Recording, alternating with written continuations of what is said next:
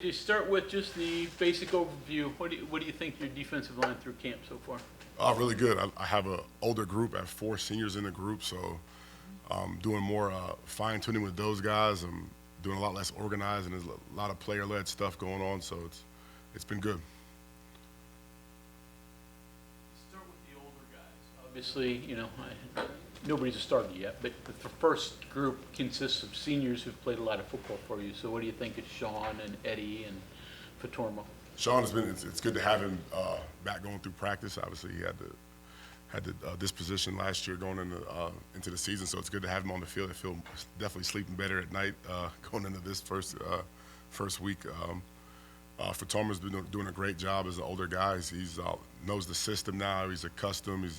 He's taken on some leadership roles. Can't say enough about Eddie Vesterinen, what he does and his consistency. TJ Jackson, as an older guy, has come to us and done a fantastic job. He's a very smart kid, can play multiple positions. He's won at a high level in college football, so he's bringing a winning attitude to our unit. So it's going well. It's going well. What does TJ bring to the unit? I mean, you went out and wanted to bring in an older transfer, so what's he bring? Number one, like I said, he's been a winner. They've done a great job through his career down at Troy. He's won a lot of football games, played in a lot of high-pressure situations. He provides pass rush. He's versatile. He can play interior defensive line. He can play exterior. He's very, very good at moving around, lateral quickness. So he's got a lot of different tools that we could use. Kind of going off of that, his size might be limiting here or there. Maybe he's not tall enough for this, but he seems like he has something that he's developed over time that lets him move around. How much has that helped him out, and what is that? He's different than a lot of guys I've ever coached. I mean, I don't know what he'll be at the next level, but what he is a football player. Like, just by definition, he can do a lot of things. He can help us out on special teams, whether it's blocking punts or being in the punt shield or being on the back end of a kickoff return. The guy's messing around doing ball drills. He can catch the football really well. He's got great hands, great lateral quickness. He's just the definition of a football player. Is it again? I don't know if tweener is the right word, or if that's fair, but it's like physically, just like he's in between positions, I guess, too. But he compensates. Correct. And he can swing it in different roles too. Did he always have that? Is that something he's developed?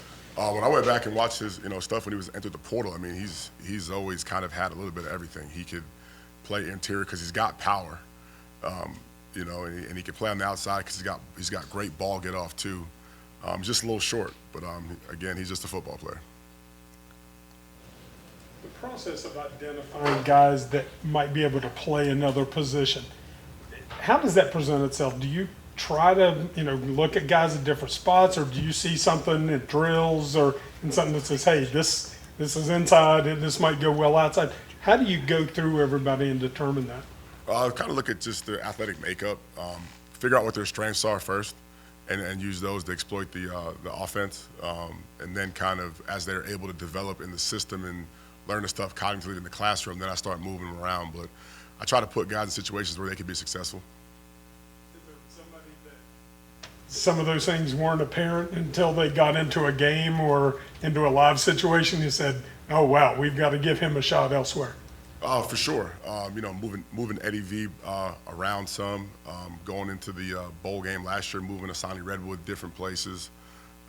Young guy like Corey McIntyre, when we get him back, he's able to line up multiple positions.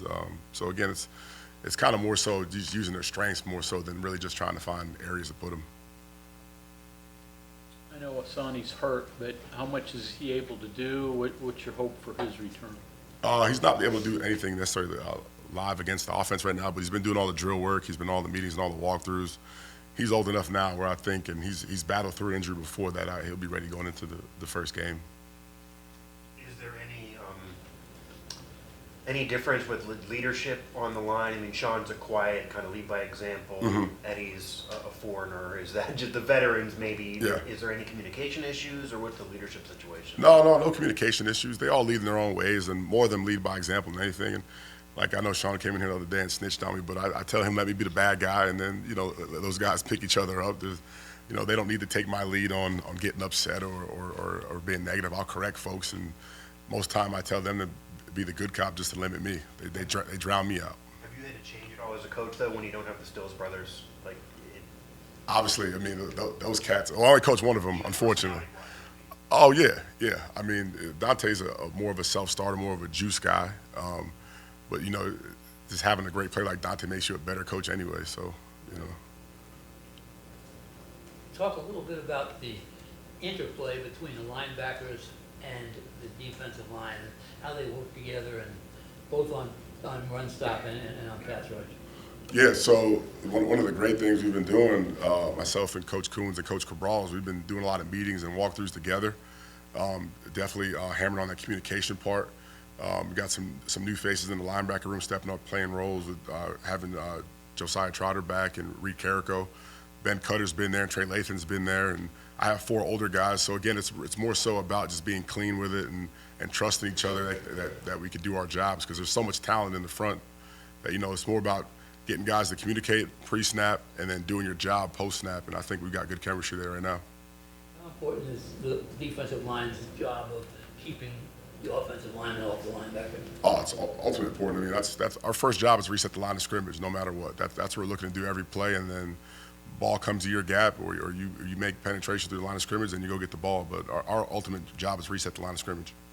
You brought him up. I know you don't coach him, but this is a football guy. What does Trotter bring to the table? And when you look at him, what do you like about him? Number one, he's a mixture of the new school athletic linebacker and the combination of, I know he hates the comparison, but being like his dad, where he could be a box backer. And with playing with a guy behind you like that can diagnose that there's not going to be a lot of double teams. So if you just do your job and communicate, they have to go block him too. He's not going to be sitting back there just waiting. And he's ultimately aggressive, and he's a great communicator. That big 240 at Mike, that's helpful to you guys up front, isn't it? Absolutely. In what ways? Well, I think that, size on paper, and we're going to see it here really soon. I think he could tackle a running back one-on-one in a hole. So I don't think that we have to necessarily be as clean and as perfect up front. There could be a big window or a phone booth, and he's going to be able to make the play.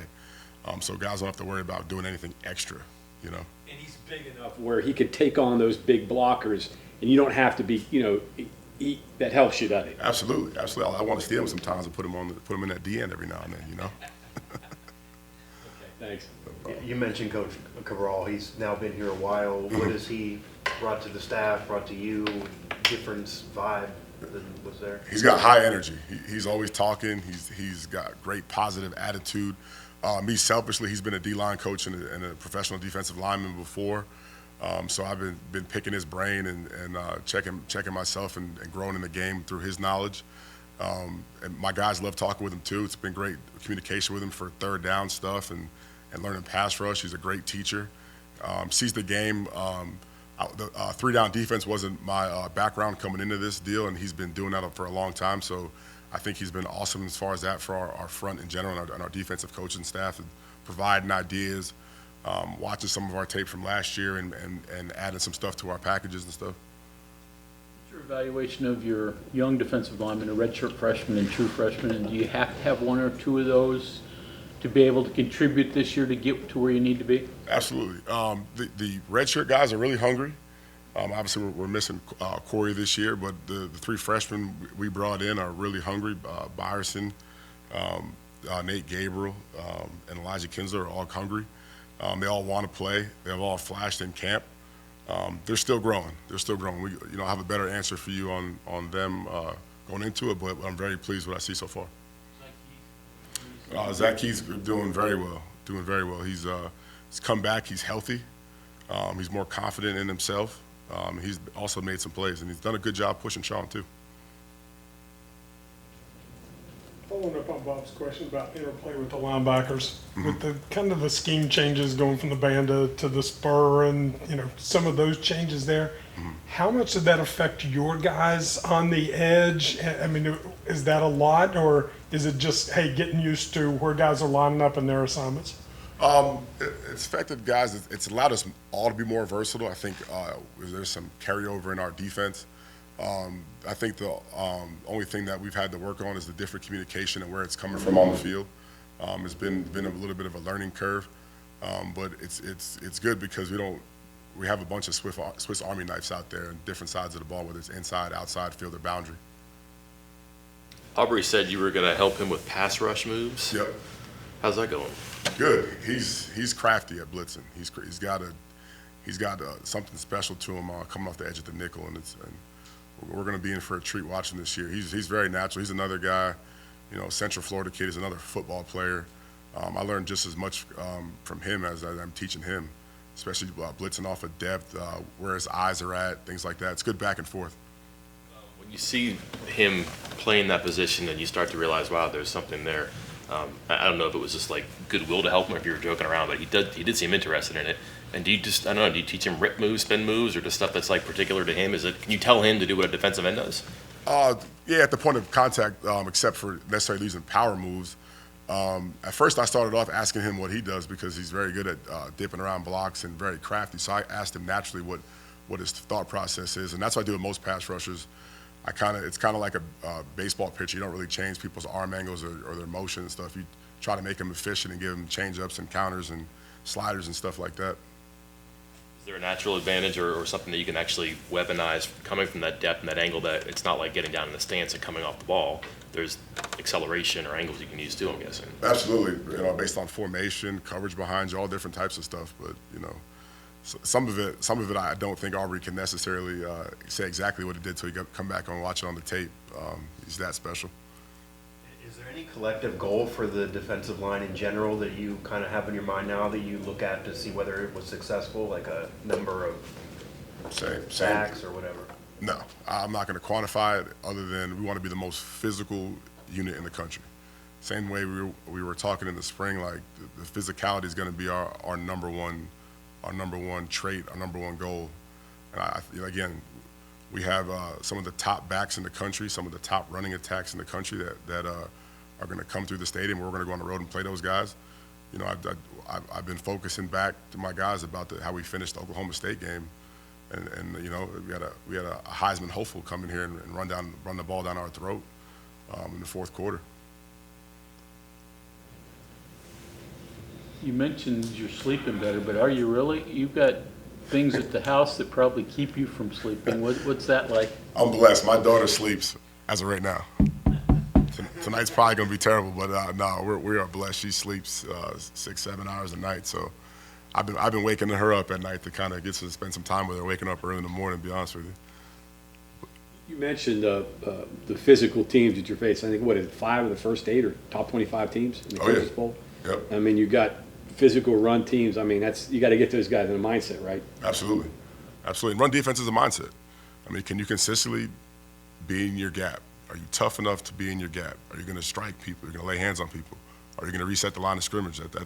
That's making a decision and doing it over and over and over again.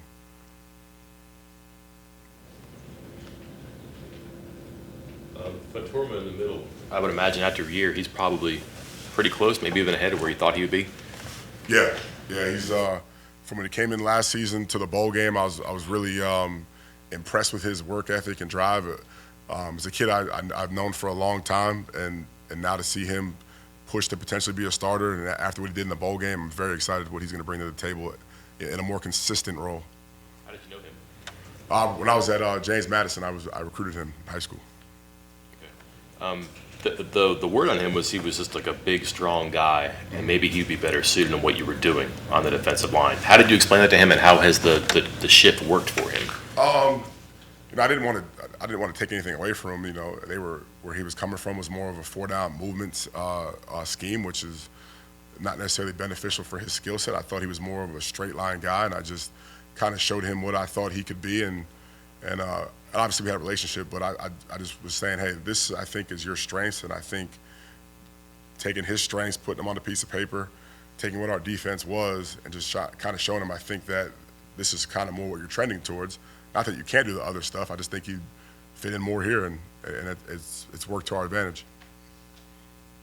One goal is physicality in the defensive line. Yet it seems like every day in football they're doing things to take physicality out of the game. How frustrating is that?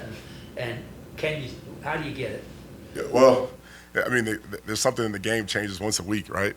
So I mean, we can't complain about it. You just got to go do what you can do when you can do it. We spend a lot of time hitting the sled, and when we get those live periods, we just take advantage of them. Nothing I can do about it. I'd love to hit more, but also, I feel way worse losing a guy like Corey in practice than I do about not hitting every day. Have you ever made a tough guy? I mean, usually tough guys, you have to find them. They either are or they aren't. I mean, can you develop that? Well, not in the Junction Boys sense or some of the nonsense we just saw, on Football Scoop. You can get it out of kids. To me, if I see it once, my job is I get it to replicate it. If you show me one time, whether it's on your high school huddle, Monday Night Football, a snap in a game, like that's my job, is to get that best at every time. So I won't say I can manufacture it, but I can get it to be more consistent. How detrimental is it to your unit that Corey is not going to be available? It's a really bad loss. Again, I think he was a kid that was turning the corner. He was having the best spring in the room, and we're losing 4 guys in the room to graduation at the end of the season, and it was good for him to have this experience. There's nothing like game experience. What is your job like? Fun, challenging, stimulating? To just these are goofy questions I'm asking, but a guy like Aubrey is nothing like a guy like Fatorm. I know Aubrey's not your guy, but like here you are involved with both of them, and doing something to the benefit of the team, I would guess. No, I love the challenge. Challenges to me are fun, and changing the picture, being outside the box, change-ups, they're all part of the challenge and make it fun. So coaching Aubrey to Fatorma is fun, and it also brings the team together. So Aubrey's hearing stuff from me, and we go to different drills, and maybe one of my guys is dropping some ball security. They're hearing from Coach Shadon Brown. They're hearing from Chad Scott. I think it's good it helps reiterate the same message over and over again, hearing it from different people.